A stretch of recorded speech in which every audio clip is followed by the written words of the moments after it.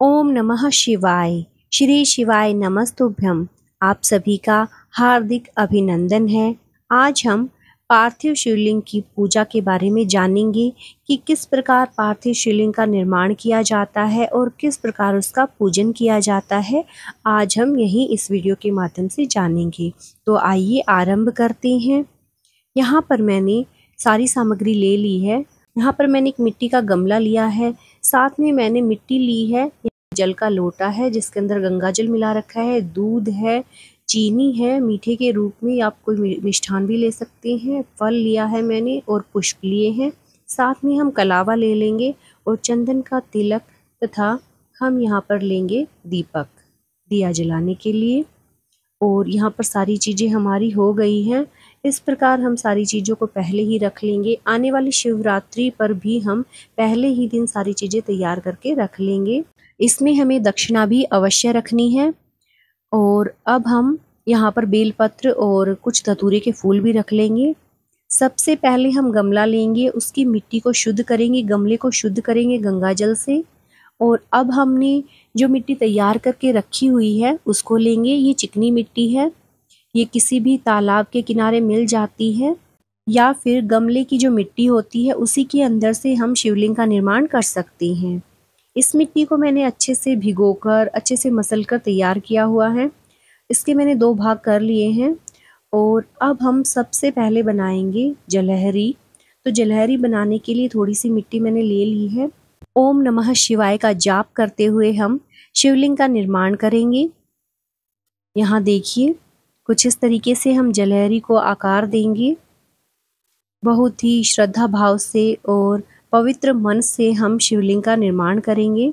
शिव महापुराण में वर्णित है कि स्त्रियों को पार्थिव शिवलिंग का निर्माण करना चाहिए, बहुत ही शुभ होता है। और इस तरीके से हम शिवलिंग को घर के बाहर या घर के अंदर कहीं भी स्थापित कर सकते हैं। आप चाहें तो किसी शुद्ध थाली के अंदर, किसी शुद्ध परात के अंदर भी शिवलिंग को स्थापित कर सकते हैं। या फिर घर में कोई भी गमला रखा है, तुलसी और केतकी के पौधे को छोड़कर किसी भी गमले में आप शिवलिंग को स्थापित कर सकते हैं और वहीं पर विसर्जित भी कर सकते हैं। तो यहाँ पर मैंने फूलों का आसन दे दिया है। और अब हम जलहरी को उत्तर दिशा की तरफ रखेंगे। जो जलहरी का मुख है वो उत्तर दिशा की तरफ करके रखेंगे। और कुछ इस तरीके से हम इसको श्रद्धा भाव से ओम नमः शिवाय का जाप करते हुए निर्मित करेंगे। और अब हम निर्माण करेंगे शिवलिंग का। जो पार्थिव शिवलिंग होता है वो चल शिवलिंग होता है, अर्थात जड़ शिवलिंग होता है, जिसको कहीं भी स्थापित किया जा सकता है, एक जगह से दूसरी जगह पर ले जाया जा सकता है। ऐसे शिवलिंग को ही पार्थिव शिवलिंग कहते हैं। ये देखिए, कुछ इस तरीके से हम शिवलिंग का आकार देते हुए अब यहाँ पर शिवलिंग का निर्माण कर लेंगे। तो आप देख सकते हैं कितने सुंदर शिवलिंग का निर्माण हुआ है। हर हर महादेव, श्री शिवाय नमस्तुभ्यम। और यहाँ पर हमने थोड़ा थोड़ा पानी का हाथ लगाकर सुंदर सा शिवलिंग तैयार कर लिया है। तो कुछ इस तरीके से शिवलिंग तैयार कर सकते हैं श्रद्धा भाव से।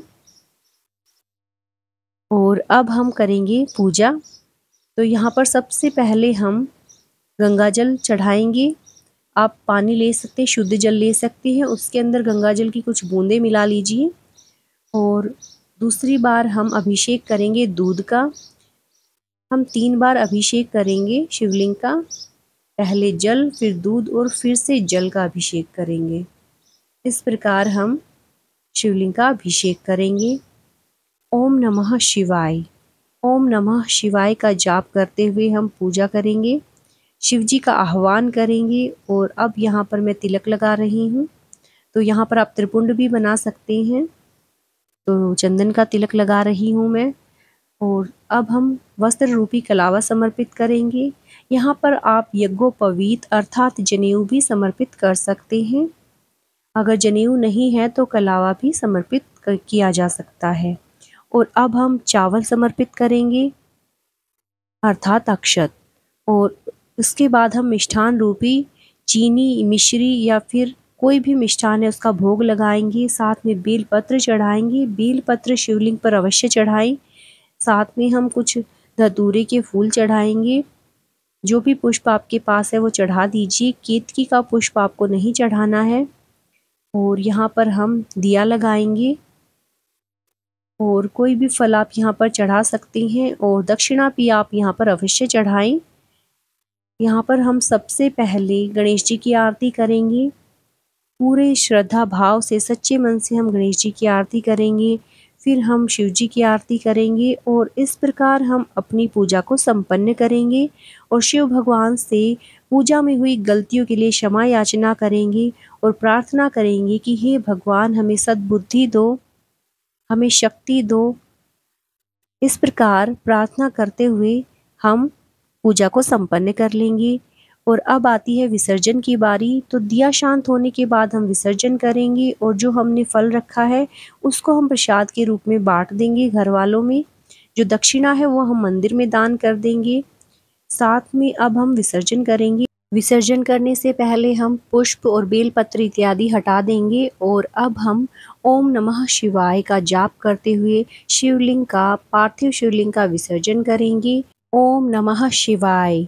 ओम महेश्वराय नमः। श्री शिवाय नमस्तुभ्यम। इस प्रकार हम पार्थिव शिवलिंग का पूजन और विसर्जन करेंगे। महाशिवरात्रि आने वाली है। महाशिवरात्रि के दिन आप पार्थिव शिवलिंग का निर्माण और पूजन इस प्रकार कर सकते हैं। भगवान महादेव की कृपा आप सब पर बनी रहे। आपको आने वाली शिवरात्रि की ढेर सारी शुभकामनाएं। यदि वीडियो पसंद आया है तो मेरे चैनल को लाइक, सब्सक्राइब और शेयर कीजिए। और हाँ, मेरे चैनल पर हम शिव महापुराण की कथा का श्रवण कर रहे हैं। तो अगर आप भी मेरे साथ जुड़ना चाहते हैं तो आप विजिट जरूर कीजिए। ओम नमः शिवाय।